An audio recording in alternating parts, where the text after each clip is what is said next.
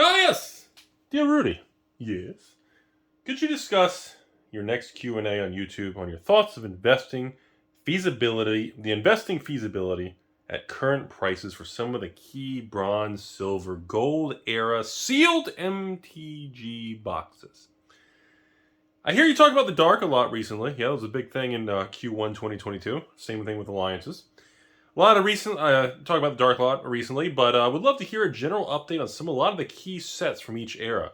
Can we go through and just have a talk about Kaladesh, Amon Kitty Cat, Mirage, Hour of Devastating Your Wallet, Tempest, Revised, Legends, Antiquities, etc.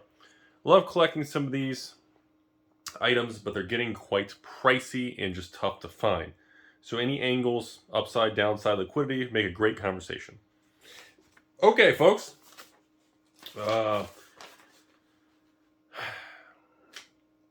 This is the first week of May, 2022.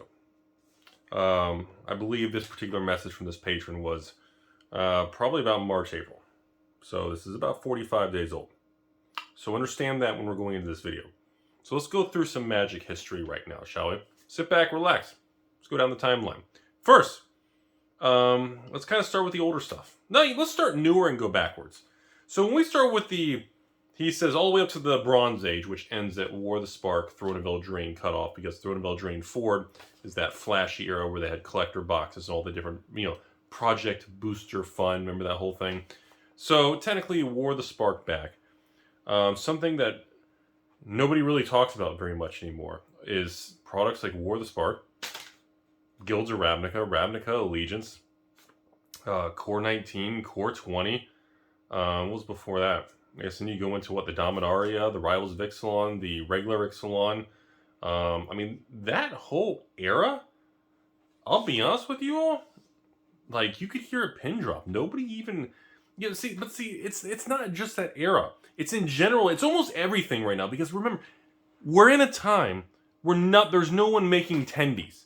Nothing's visiting the moon. The only thing at the moon is, the fake footsteps and aliens on the dark side? There's nothing going on. And when there's nothing going on, you're not going to hear anybody, pumping and dumping and talking about it, being excited. But I'm going to talk about it and let you know that there's just no excitement. Nobody else is wound up about it. Do I still hold positions in all those products? Absolutely. Those things are money in the bank. Are you kidding me? War of the Spark has been sitting at that $160 price point. Honestly, the next leg up, it's going to fly through 200, and I'll make a video like, hey, War of the Spark breaks 200, and, I'm sure that'll happen on whenever the next bull market or whenever the next bear market ends, or it could be ending this week, next month, and the end of the year, who knows? My time machine doesn't work really well. DeLorean Motor Company's still out of business. Or they're supposed to I heard they're bringing back the DeLorean. Can anybody confirm that? I know they remodeled them and you can still order them from the company holding all the parts. Somebody told me there's rumors they're going to bring back the original DeLorean in a modern electric version. I would buy that. Okay, so when you look at that, look at Guilds of Ravnica and Ravnica Allegiance. Again, those are $80 booster boxes. Open market during, not $80 Rudy price, $90 booster boxes for the entire life cycle of Guilds and Allegiance. Guilds and Allegiance, that was 24 months ago. Even in the bad market, those are $130 a piece. That's phenomenal returns. Go before that. Look at Ixalan. Rivals of Ixalan was so bad, they cut it off early. And, Rivals of Ixalan and Ixalan are $150 to $200 a box? And more importantly, look at the depth of that market. There's no depth to that market at all. I bet you couldn't even buy 50 boxes of Ixalan. I bet you couldn't even buy over 100 boxes combined if you wiped out TCG Player and eBay and bought every box under $250. I bet you couldn't even get 100 boxes. You know what? I'm going to drop that to 60. But I bet you couldn't even get 10 cases of Rivals and 10 cases of regular Ixalan. I bet you couldn't even get that. That's how little is left out there on these things. And no one's talking about it because nobody cares. Because there's no one can go up, pause this video, go on eBay or TCG Player, be like, oh, beep, beep, beep, beep, beep, beep, Rudy's mustache, bzz. Nobody can do that and double their money. So the fact nobody can just buy it, oh, I got it in the mail, click, picture, eBay, double price, buy it now. The fact that you can't do that anymore, it made all the hype people, the flippers, they've moved on. They're not here. And been on YouTube since 2016. I've seen this many times. 2016 was the same as this. 2017, we had kind of a flare up and then we went down again. And now 2017-18 was the boom of the reserve list because that was iconic Masters 25, Hour of Devastating Your Wallet. The new stuff did so bad, all the money went to old Magic. Reserve list went to the moon. And then that became the hot thing. 2019 rolled around, reserve list cooled down, all the new stuff started skyrocketing because they had the War of the Spark and all these crazy successful Dominaria. I think it was after Dominaria. They had all these great new products that just did really well. It just did really well. And that's kind of how this is. You see the trend? It's always going to cycle through. I'm telling you all something before we go further in this video. Okay, before we start to go older and older. This is a moment in time that you need to start buying something. This is May, the beginning of May, April, May of 2022. If you're watching this video in April or May of 2022 and you love collectibles, you're into finance and stock or whatever you're into, you need to be buying anything. Just buy something. Don't be a hero. Okay? Don't go all in. Don't balance transfer, max out your credit cards and put a line of credit on your house and rent out your stepsister to the Rudy washer dry repair services. Don't do all that. Slow and steady wins the endurance run. You need to be buying a little every week and do as much as you can every week, every month. You need to set something up so that you're adding to stocks and collectibles and anything you can buy into. If you have a retirement account, you need to up the position, up the amount you're putting into it. Everything is flat to negative. As of filming this video, the average equity mutual fund is down 20 to 25% year to date. Not 1 year, in the last 4 months.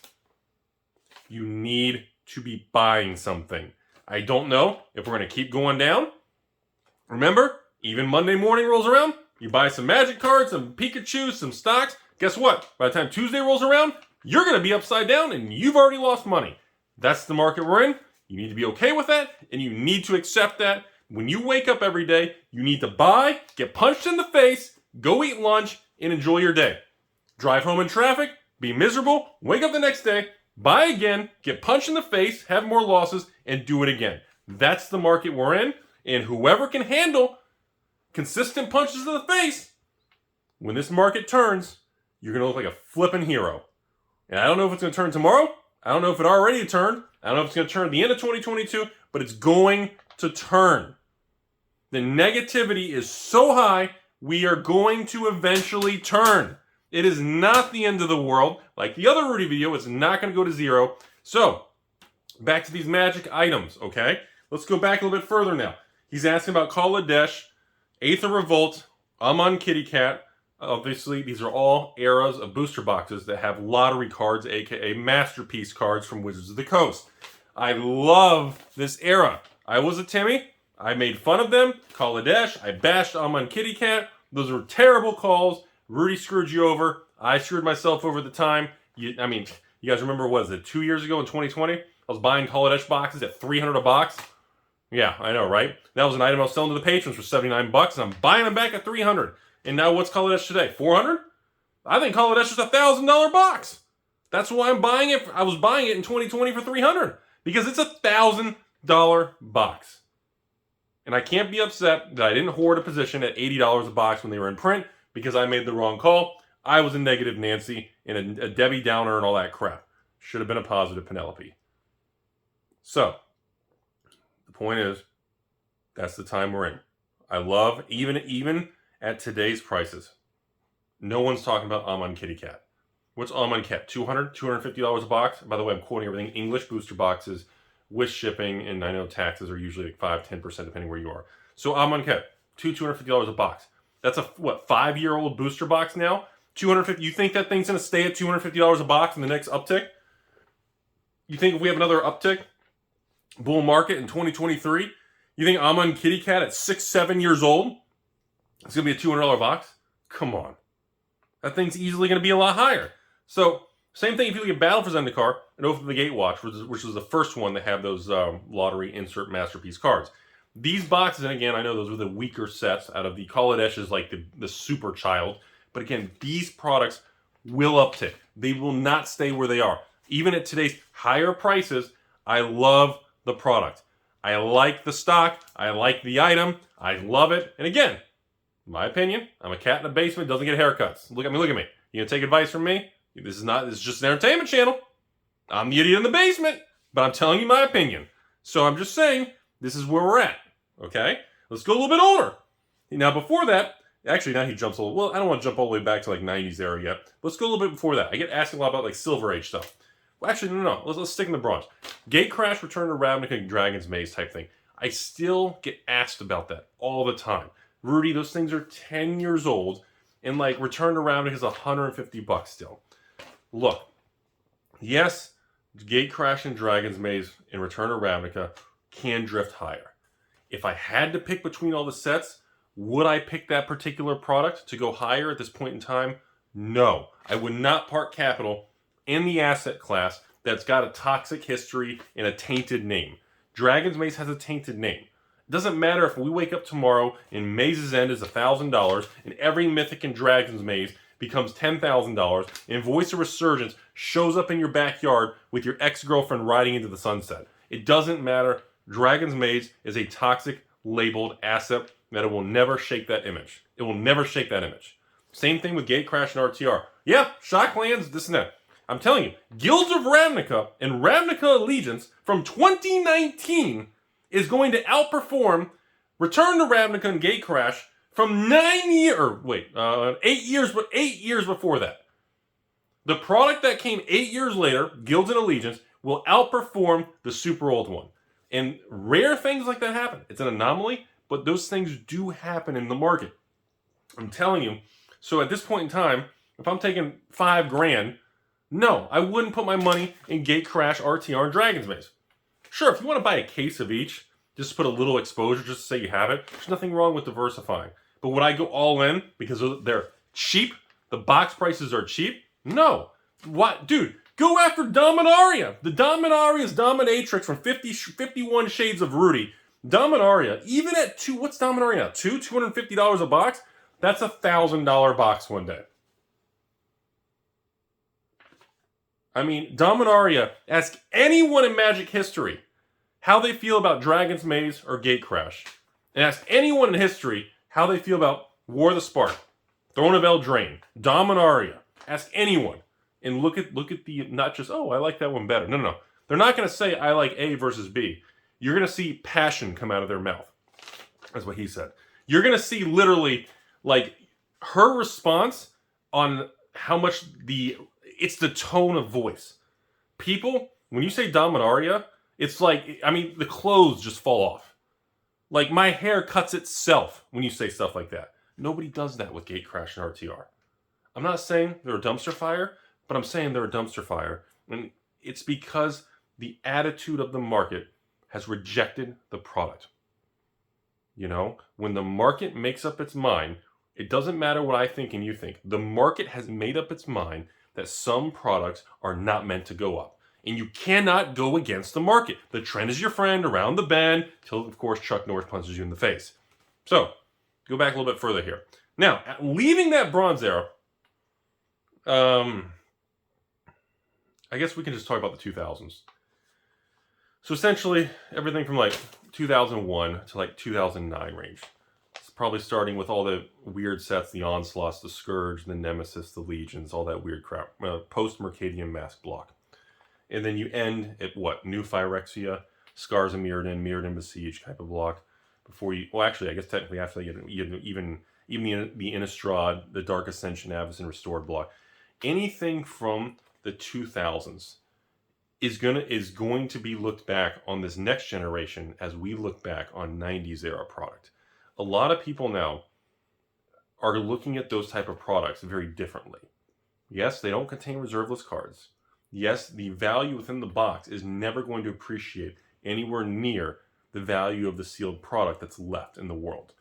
And to this day, I have said it for many years on this channel, the amount of sealed product from the 2000s era that still remains sealed is so far lower than the market you and I understand.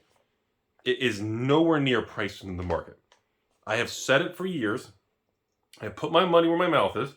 Like, for example, in 2019, 2020, the end of 2019, beginning of 2020, Shards of Alara. Anybody remember that? I bought almost 100 boxes of Shards of Alara for about $250 a box. I just went on a binge buying Shards of Alara.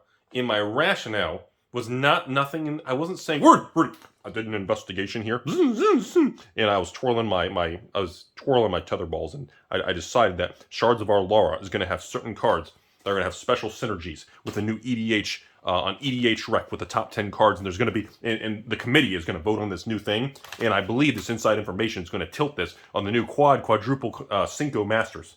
No, stop saying crazy shit. I did it because, simply put, I combed the internet for months, and I realized how low the supply of sealed product is for different eras in history. I don't give a shit about the cards in the set.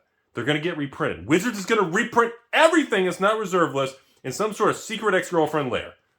Everybody's going to visit her ex-girlfriend's lair. Everyone thinks it's a secret. It's not a secret lair. Everything will get reprinted. But the sealed product of these old eras is a special snowflake. And anything from that. How come an original OG box is Zendikar over $1,000? How come Rise of the Eldrazi is like $1,500? Every card in these sets have been reprinted. How many times have Fetch Lands been reprinted? You don't think the next 10 years Fetch Lands are going to reprint 3 more times? It doesn't matter.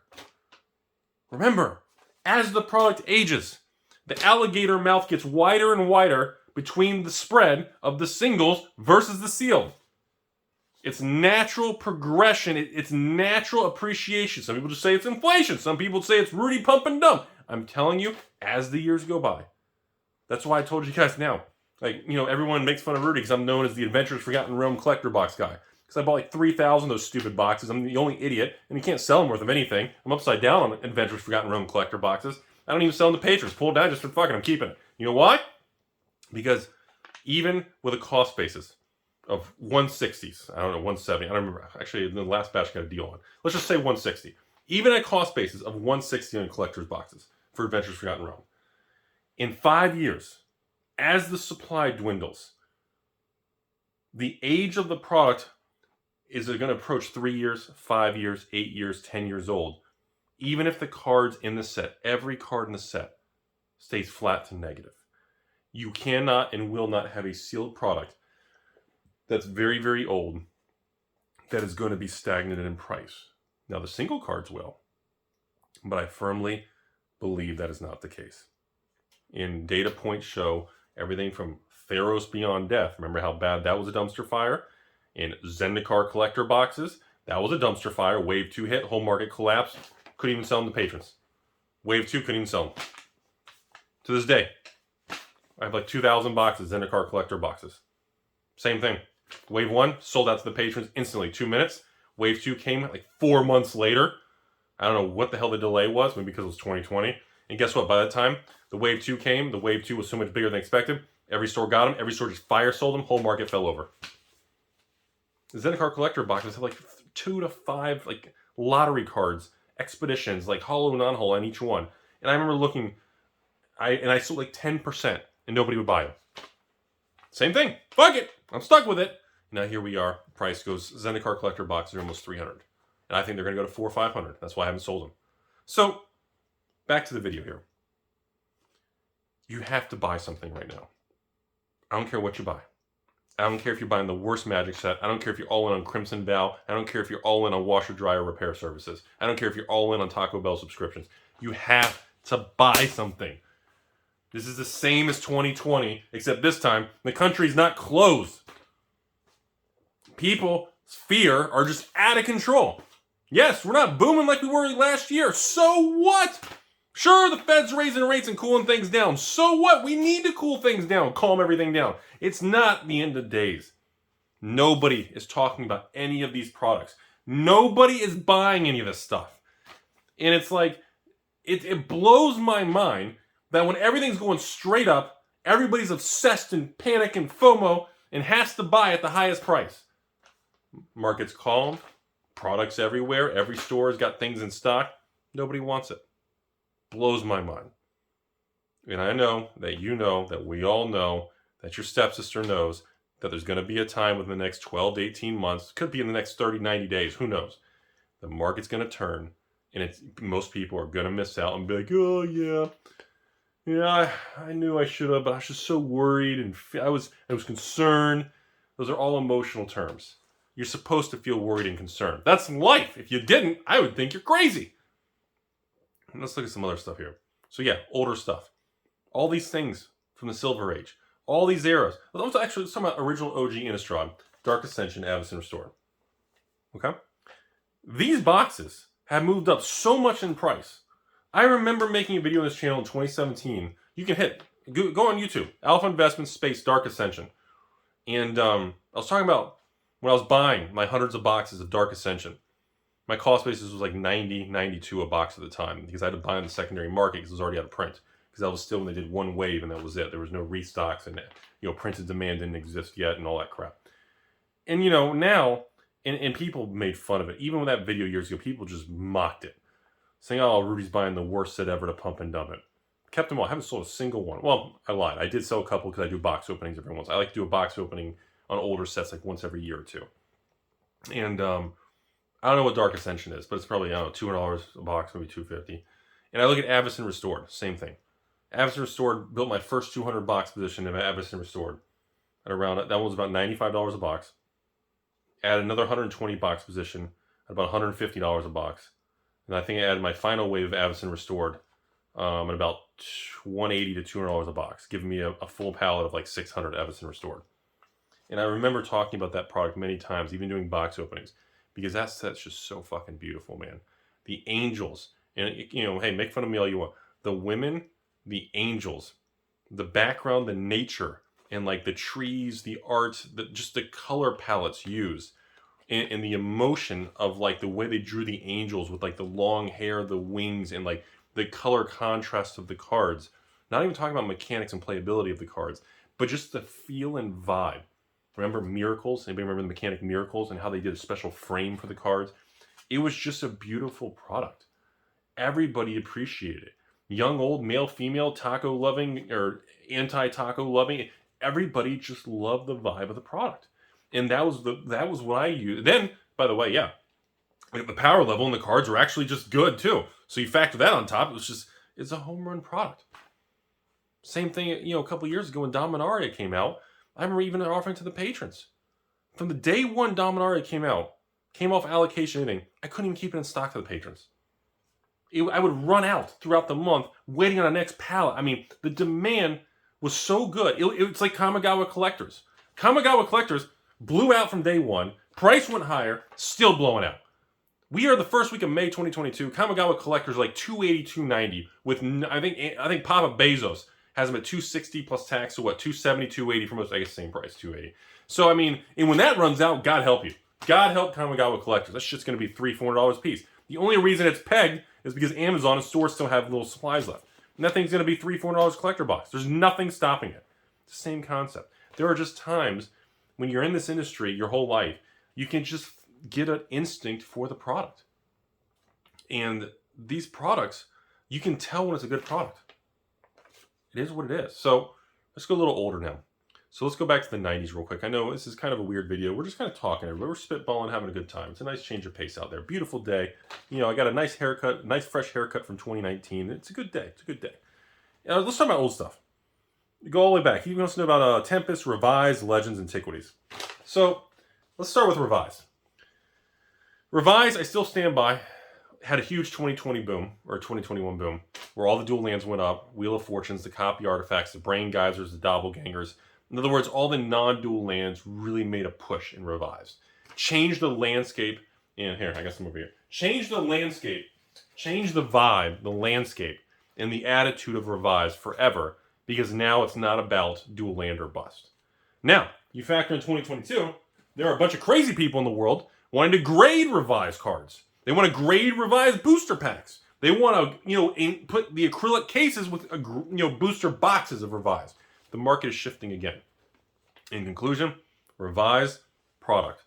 Even if you go on eBay and pay $14,000, $15,000 a box, just regular market price for a box, if you have the patience and you can safely protect it and you know what you're doing and it's an authentic box, I have a hard time believing in the next 3 to 5 years a revised booster box with all these moving components is going to be the same price or less. I mean, look, how many revised sealed boxes are on the open market? Huh? I'll help you out. Sealed, do I even have the bricks? Sealed revised starter bricks. 0 on the open market. Sealed revised booster boxes, right now as of filming, first week of May 2022, 3 on eBay. 14,000, like 18,000, and then like 20, 30,000. You see there's just, we're approaching a future again where the sealed products are becoming non-existent, and that will drive prices continuously higher into the future. I don't know how quick. I can't predict rates of change, but that's where we're at. Now, let's jump over to the, I think the Legends Mirage thing. Obviously, Mirage, I'm going to be very biased. That's my largest position from that Legends Mirage. I mean, Mirage is my largest position in sealed boxes, about 100, and then followed by Weatherlight. And then, of course, these Stronghold Tempest Exodus are all about the same each.